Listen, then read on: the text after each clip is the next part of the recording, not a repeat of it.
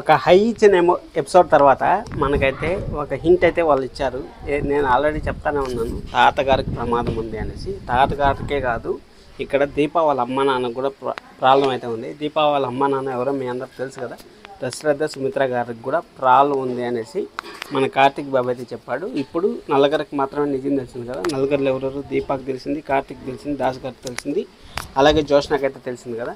జోష్నాకి మళ్ళీ నిజం తెలిసే ఛాన్స్ ఉంది, ఎందుకంటే కార్తిక్ బాబుకి నిజం తెలిసింది అనేసి నిజం తెలిసే ఛాన్స్ అయితే వెరీ వెరీ హైగా ఉంది. అది ఎక్కువ రోజులు కూడా పట్టదు, నాకు తెలిసినంత వరకు ఒక వారం 10 రోజుల లోపల కార్తిక్ బాబుకి అసలు నిజం తెలిసిపోయింది అనేసి మన జోష్నాకి అయితే తెలిసే ఛాన్స్ అయితే వెరీ వెరీ హైగా ఉంది.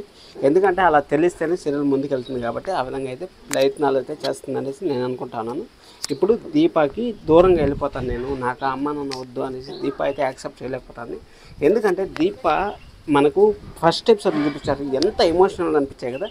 దానికి డెడ్ ఆపోజిట్ అయితే అయిపోయారు. ఆ ఫ్యామిలీ మెంబర్స్ మొత్తం డెడ్ ఆపోజిట్ అయిపోయారు కదా. ఆ ఎమోషన్లో తాతగారిని వచ్చి దగ్గర తీసుకోవడము, అంతా నువ్వు నా కూతురు అనుకుంటాను, దత్తకు తీసుకున్నాను, నాకు మనవరాలు చేసుకుంటాను అనేసి తాతగారు అన్నము, ఇవంతా దీప గుర్తు చేసుకునే కొన్ని కళ్ళలో నీళ్ళు తిరుగుతాయి కదా. అలాంటి సీన్లు అయితే వచ్చాయి మనకి.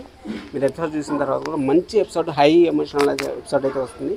ఎందుకంటే ఎవరు ఎక్స్పెక్ట్ చేయలేరు అసలు ఈ విధంగా ట్విస్టులు టర్న్లు. అసలు ఎక్కడో ఉన్న దీప ఇక్కడ అసలు వాళ్ళ ఇంటికి ఎలా వచ్చింది, సుమిత్ర గారు కూతురు ఎలా అయిందనేసి అసలు జీర్ణించుకోలేకపోతాను దీప అయితే మాత్రం. అక్కడ నిజమైతే హన్సయ్య గారు అయితే నిజం చెప్పారు. ఫైనల్గా మనం అనుకుంటానే ఉన్నాం, ఎక్కడైతే ఒట్టు తీసి గట్టిపైన పెట్టారు అదే ఒట్టుతో మన దీపాకి అయితే నిజం అయితే తెలిసింది. దీప అయితే హన్సయ్య గారికి అయితే ఎవరికి ఏమి చెప్పలేదు, చెప్పదు కూడా. ఇప్పుడు దీపాకి తెలిసిన విషయము అక్కడ జోష్నాకి అయితే తెలియదు, దాన్ని తెలిసేదానికి ఇంకా టైం పడుతుంది. ఇక్కడ ఫుల్ ఫ్లెడ్జెడ్గా అందరికి తెలియాలంటే ఎన్ని రోజులు పడుతుంది అనేది కామెంట్ చేయండి, నేనైతే మీకు రిప్లై ఇస్తాను. ఎందుకంటే నేను ఇప్పుడు చెప్పినా అంటే మీరు అంత ఎంగేజింగ్గా ఉండదు, దానికోసం అనేసి మీరైతే కామెంట్ చేయండి.